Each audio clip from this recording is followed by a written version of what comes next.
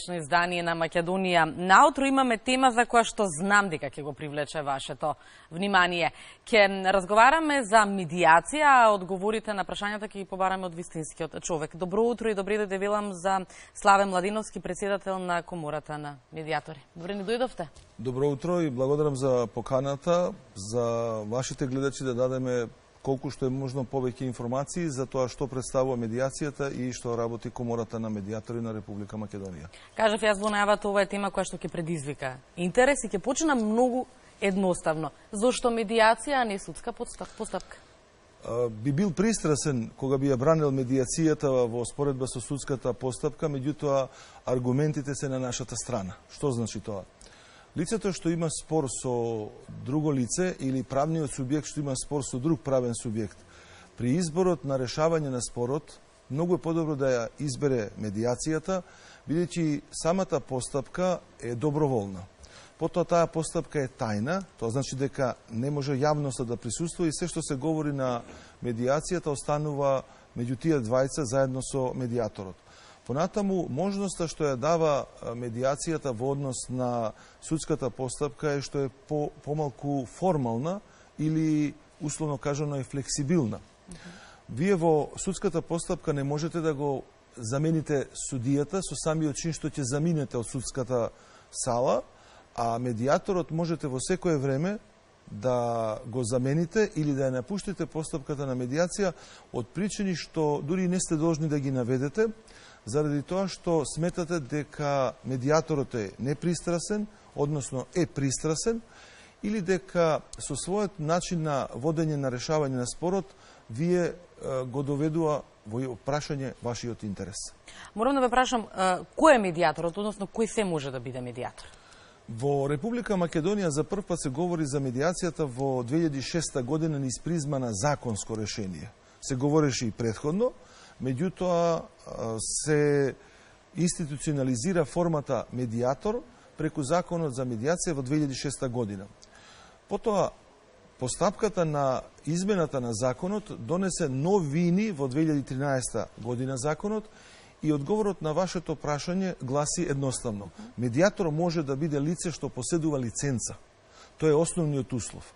А за да дојдете до лиценца треба да имате високо образование, треба да положите испит за медиатор и при тоа да поседувате особини како што се комуникативен, флексибилен, доволно отворен, јас можам да речем и писмен. Значи не можете да не бидете образован. Зборот писмен во македонскиот јазик има многу голема тежина, формално правно се вели да биде образован. Сите овие можности му даваат на лицето да стекне вештина, значи стекнува вештина. Ја поминува таа обука од 70 часови, за да може да се одважи и да реши спор на две страни. Во контекст на ова кое го говорите, покрај лиценцата, да, треба да се има одредени квалитети, вештини, како што споменавте. Кои се оние вештини кои што се потребни за медиаторот? Зошто е важно за медиаторот да знае да постави прашање? Еве, едноставно ќе кажем за гледачите да може да разберат. Ако добро забележавте, јас ве слушам, а таа е основната особина што треба да ја поседува медиаторот. Вие мене не ме прекинувате, јас вас не ве прекинувам. Ова е практичен начин која е таа вештина. Тоа значи, за да може медиаторот да посредува, за да може да ја искаже својата неутралност, тој мора внимателно да слуша. Во тоа внимателно слушање, тој ги избира речениците од едната страна и од другата, на одреден начин ги парафразира или ги повторува. На поинаков начин кажани, истите реченици, истата суштина, за да допре до другата страна. Овој начин на водење на разговорот, никогаш медиаторот нема да се доведе во ситуација да рече вие, господине, лажете. Туку ќе рече, подобро е да ја говориме вистината. И така натаму. Втората особина, медиаторот мора да поседува комуникацијски вештини. Значи, точно да знае во говорот со рацете и во говорот со телото и вербалниот исказ да бидат содржани сите елементи да двете страни сватат дека пред себе имаат одговорна личност и личност која на вистина со своите вештини ќе им помогне да го решат спорот. Понатаму тој задолжително треба да биде искрен. Значи, медиаторот не сме да помисли да се однесува привилегираност према едната страна. Ќе ви дадам само еден пример. Моето презиме е Младеновски. Во постапка на медиација, едната од страните го има моето презиме, Младеновска. Страната која беше поканета на медиација, не знаеше дека презимето ни е идентично. Моја обврска беше да укажам, затоа што можеше да дознае подоцна, дека презимето е сосема случајно и дека не сме ниту роднини, ниту се познаваме. Што беше многу позитивно прифатено од другата страна. Зошто го кажувам овој пример? Самиот чин, доколку страната да постигнаа спогодба, разбереше дека ние сме имали исти презимиња, секогаш ќе останеше чувството на недоверба дали ние сме се познавале. Кога почнува постапката на медиација, која е улогата тука на медиаторот? Таа улога е дефинирана и во рамките на законот за медиација. Тука медиаторот има стриктни обврски. Тој мора да ги запознае страните со целата постапка. Мора да им укаже дека имаат право да земат ополномоштено лице. Значи, тоа може да биде лице стручно во правната сфера или лице кое што тие смета дека може да му дадат полномошно. Потоа е должен да им укаже дека однесувањето нивно исто така подлежи на одредени етички норми, дека мора да се уважува личноста на страната која е во спорот, како и личноста на медиаторот. Со други зборови, медиаторот е должен да им ја објасни целокупната постапка на двете страни и на секое прашање што е поврзано со спорот да им даде соодветен одговор. Најчесто прашуваат дали можете да ми ги испратите документите за да се запознам за кој предмет ме тужат или за кој предмет сум во спор. Како медиатори, се извинам, ние не добиваме документи од страните, туку добиваме информации. Потоа ги соочуваме страните и им даваме можност самите да го изложат предметот. Односно, самите да го кажат тоа што го мислат. Притоа тие може да поседуваат и документи од вешти лица. Може да поседуваат и друг вид документи. Се е тоа дозволено да ги предочат тие документи, со кој што втората страна ќе ја свати сериозноста дека ако не постигнат спогодба на база на интерес, многу лесно може да се случи судијата, доколку дојдат во постапка, да го загуба спорот, односно другата страна да го добие. Така. Постапката за медиација се одвива главно во 4 фази. Како изгледат тие фази подетално, почнувајќи од првата, се разбира?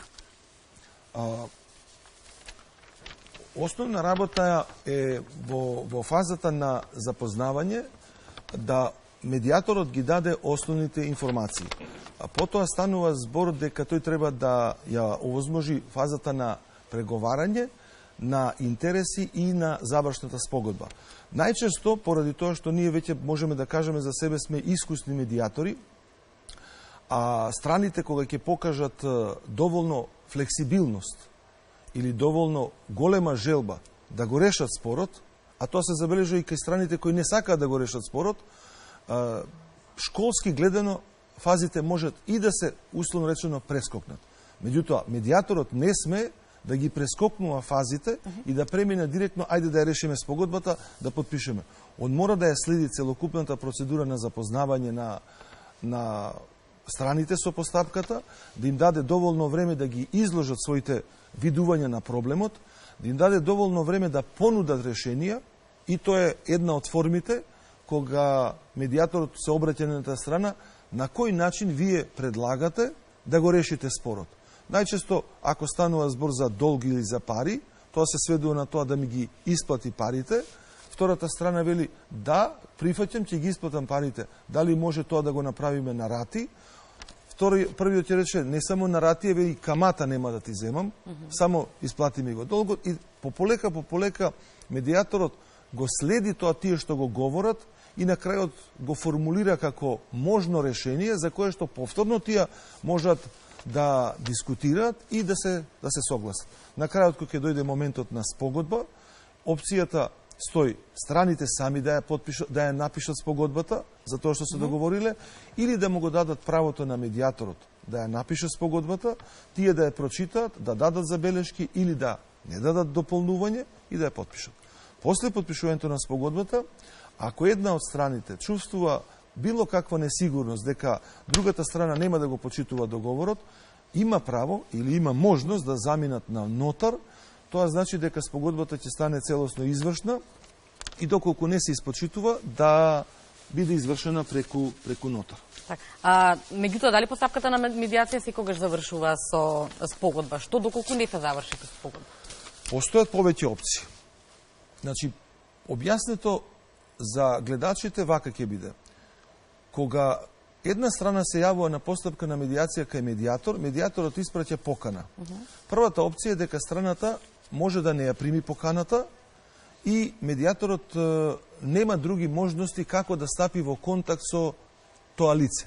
Ние ги земаме од Централен регистар податоците, тоа станува збор за податоци што таму се официјални и ако се неточни, ние не можеме да влијаеме, да речеме како други институции што може да го направат. Доколку ја прими поканата, ние имаме информација дека е примена поканата и лицето може да не се јави. Тогаш ние поднесуваме изјава до страната која што побарала медиација, во случај доколку е задолжителен обид, дека страната не се јавува кај медиаторот за медиација.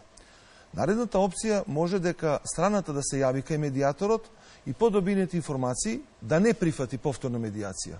Значи не е заинтересирано тоа што ќе го слушне, да не му се допадне или медиаторот или постапката. Смета дека може да оди во судска постапка. Наредната опција е да го прифати медиаторот, зашто е должен да потпише изјава за согласност со која што се декларира дека ја прифаќа постапката на медиација и го прифаќа медиаторот. Тогаш медиаторот ја известува првата страна во која што наведува дека страната што е поканета во медиација, со која што е во спор, прифаќа да се реши постапката со медиација. Моето искуство, мојот начин на работа е на страната која што е поканета и давам 3 термина, 3 дена, 3 часа, да ги избере самата, кои и одговараат и да ги предложи. И пазите, од 3 кои ќе понудите во текот на неделата, другата страна треба да одбере само еден термин. Тоа е првичниот термин, односно првичниот ден на почеток на медиација. Страните кои ќе дојдат тука во медиација можат да не се спогодбат, значи да не постигнат спогодба и да постигнат спогодба. Младиновски, кои се они спорови кои што може да се решат со медиација? Спорови се работни, граѓански, имотни, семејни, во делот на дискриминација, екологија и образование од областа. Што ви говори искуството? Дали граѓаните се доволно запознаени со медиацијата? Мојата работа и како председател на Комората на медиатори на Република Македонија и истовремено како подпредседател на Сдруженијето на медиатори на Југоисточна Европа, каде што членуваме повеќе медиатори од земји членки на Европската Унија и регионот, укажува дека на Балканот луѓето не ја познаваат медиацијата како алатка која може да им помогне во решавањето на спорот на брз, ефикасен, ефтин и едноставно практичен начин. Си поставив како цел, од моментот кога ја добив довербата, дека нема да ја штедам собствената личност во однос на промоцијата на медиацијата, секаде каде што ќе бидам поканет. Тоа значи не само преку вакви форми, тоа значи и преку форми на обуки, на предавања, каде што стопанствениците, значи сега гледајќи оваа емисија, можат во секое време да не побараат, да се јават во Комората. Значи ова не е само апел. Ние мора да го исполниме нашиот долг како медиатори, просветителството, значи едукацијата на граѓаните да ја направиме и на ваков начин. Знаеме дека за 2 или 3 години ќе се раздвижат работите, меѓутоа за 2 или 3 години треба да се работи. Дадов една изјава за еден медиум и тоа кога ќе дадете изјава, тоа е обврска, барем според мене, дека сакам Република Македонија да биде лидер во регионот. Тој лидер во регионот што треба да биде Република Македонија, јас се гледам во медиацијата. А тоа ќе биде направено само ако имаме број на предмети почнати во постапка на медиација и постигнати спогодби. Так, споминавте пред малку дека ова може да биде брз, практичен и ефтин начин на разрешување на споровите. Кои ги покрива трошоците за постапката на медиација? Постапката за медиација во делот на плаќањето е регулирана со законот. Таму постојат 2, односно 3 опции. Едната е бесплатна. Тоа е бесплатна кога медиаторот и страните ќе се договорат да биде таква. Еве, за вашите гледачи, јас можам да кажам дека имав постапка на медиација во работен спор, во која што ми се допаднаа луѓето. Значи не можете да кажете зошто. Ми се допаднаа луѓето. Ми беше прва медиација од работни спорови. Едноставно, ваше е чувството како ќе донесете одлука. Јас на луѓето им реков вака: ако дојдете до спогодба, јас нема да ви ја наплатам, ќе биде подарок од мене. Таа реченица кај двете страни создаде некоја неверојатна позитивна енергија. Неверојатна позитивна енергија тие за 10-15 минути се договорија. Знаете, кога давате и другите враќаат. Во однос на другите две опции се двете страни си ги поднесуваат трошоците подеднакво и третата опција е една од страните ги сноси сите трошоци и ова се случува кога страната на вистина, тоа се скромни трошоци, а кај другата страна тоа може да предизвикат известни издатоци, за неја некоја поголема компанија, осигурителна, телекомуникацијска, производна и било каква, може да си го постигне тоа и да го прифати, да рече трошоците за медијаторот или трошоците за постапката се на мој товар. И овде има еден многу битен детал. Сите трошоци што си ги направат страните во постапката, како што е вештачење, ангажирање адвокат, ангажирање друго полномоштено лице, си паѓаат на товар на сека од страните. Може да присуствуваат трети лица во самата постапка или ако веќе можат, под кои услови? Постапката за медиација не е јавна, односно страните имаат целосна доверба во медијаторот дека нема да ги доведе во ситуација тоа што се говори во постапка на медиација да се изнесе во јавност, односно не се изнесува дури ниво судска или во било која друга постапка. Меѓутоа, и законодавецот и самите страни, бидејќи се е прашање на договор, имаат потреба некојаш да почувствуваат дека може да се согласат да дојде трето лице. Пример, ако во работен спор имате работодавач и вработен, вработениот може би да се чувствува посигурен ако дојде представникот од синдикат. Тој не се меша во постапката, тој не учествува во постапката, меѓутоа на барање на едната страна, медијаторот има обврска да побара согласност од другата страна. Ако се согласат, представникот од синдикат, го земавме фигуративно, или било кое трето лице, може да присуствува во постапка медиација. Имаме и една друга ситуација во Законот за медиација, каде што лицата што сакаат да полагаат за медијатори, имаат обврска да присуствуваат на 4 медијации, со кои што медијаторот им издава документ дека присуствувале. Тие па апсолутно не се мешат во постапката. Тие ја слушаат како вежба. Меѓутоа, медијаторот не сме страните да ги доведе во ситуација, да ги условува дека ова лице сака да учи за медијатор, па мора да присуствува. Не. Повторно е потребна нивната согласност и за таа работа. Може ли преку примери да ни објасните зашто најчесто граѓаните бараат помош од медијаторите? Морам да искажам овдека дека ние како медијатори се соочуваме со една ситуација дека граѓаните се уште не знаат дека ова алатка е за нив многу пријатна. Најголемата работа што се раздвижи во постапката на медијација, таа е во делот на стопански спорови, каде што постои задолжителен обид, а тој задолжителен обид е дефиниран во законот, каде што вели пред да одите во судска постапка, доколку побарувате помалку од 1.000.000 денари, во стопански спор, парично побарување, должни сте да се обратите на медијатор, да се обидете да го решите спорот со медијација. Со ова сакам да укажам дека јавноста не знае дека има и друг вид спорови кои што може да се решат на доброволна основа, односно и стопанските спорови може да се решат на доброволна основа. Јас се надевам дека за 1 до 2 години на овој начин и на начин кога и комората ќе може да зајакне по сите елементи, да стане препознатлива во македонското општество, дека ќе имаме многу поголем број доброволни медијации. Сега за сега сите кога ќе ме прашаат мислат, па добро, како ќе го решиш ти спорот, например, ако тој не платил сметка или нема пари да должи. Неверојатни се комбинациите или можностите за медијација или за интерес меѓу страните. Пример, имате ситуација во која што лицето му должи 30.000 денари на некој негов роднина. Немате ни документ дека му ги дал парите. Има само изјава. А тој другиот не негира дека не ги дал. Тој вели, немам пари. И сега, едноставно кажан, и да отидете на суд, тој пак нема пари. Да отиде на извршител, пак нема пари. А ме прашува, имам предмет кој што вреди приближно 30.000 денари, мене не ми врши работа. Можам ли да му го дадам и со тоа да го решиме спорот? Овие опции се опции за двете страни. Јас не му го давам решението да му речам може, Јас му велам, дојдете на медиација, изложете го предлогот, ќе ве сослуша другата страна, односно првата, и ќе дојдете до решение. Аре, на самиот крај од разговорот, бидејќи толку ни дозволува времето, малку повеќе за Да ве прекинам.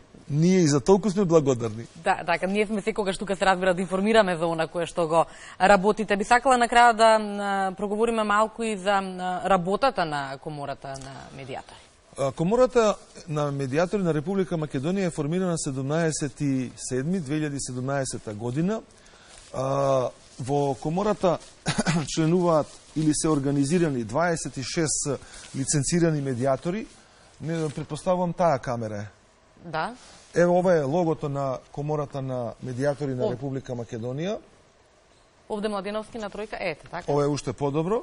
Значи, ова е логото со кое што веќе стануваме препознатливи во македонското општество. А она што е многу битно, ова е списокот на медиатори, односно сега го викаме именик, ама намерно кажав список заради тоа што досега на сајтот на Министерството за правда беше список, а од неодамна, откако се формиравме како Комора на медиатори на Република Македонија, ова е документот што го дистрибуиравме до сите судови, до Врховниот суд, до сите портали што покриваат правосудна проблематика, и овие два податока што ги соопштувам се клучни, заради тоа што сега јавноста може во секое време да отиде на било кој веб сайт, да ги најде овие лица, овој именик и да избере медиатор за негови потреби. Така ќе завршиме. Колка се бројот на медиатори во Македонија? 26. И секој граѓанин може да одбере оној медиатор кој што сака да го. Ќе ми дозволите да кажам нешто што претпоставувам дека моите колеги исклучително ќе го ценат. Поголемата група медиатори се од Скопје, меѓутоа сакам да ги спомнам медиаторите што се од внатрешноста, бидејќи повеќето прашува дали можам да земам медиатор од тој град или од кој да земам. Значи, во Куманово е Милјази Мустафа, во Штипје е Валентина Арсова, во Кавадарци е Роза Алексова, Сања Јорданова е во Велес, Дејан Белевски е во Струга, Гордана Атанасова е во Охрид и мислам дека сите, Кебир Авзију е во Боговиња. Овие колеги сакав да ги истакнам, бидејќи сакам да потенцирам дека и во внатрешноста медиаторите имаат можност да решават предмети од медиација, односно ние сме место надлежни за цела територија. Значи, воопшто нема потреба лицето што е во еден град да се чувствува дека мора да биде медиаторот од Скопје, значи може и овие колеги да ги побара и да биде поедноставно. Јас за себе, како Славе Младеновски, како медиатор, значи не како председател, си ветив во овој поглед дека предмет кој ќе добијам од листата на овие колеги што ги спомнав од овој град, ќе се јавам кај страната и ќе го препорачам мојот колега. Так, Младеновски, ми останува да ви се заблагодарам за одвоеното време за разговорот. Ќе закажеме повторна средба, има многу прашања кои што ние ги одговоривме. Ќе бидете повторно дел од утринската програма на Јавниот сервис. Благодарам за поканата. Благодарам уште еднаш, одиме понатаму. Музика е она што следува веднаш пота и останатите содржини предвидени за ова денешно издание на Македонија наутро.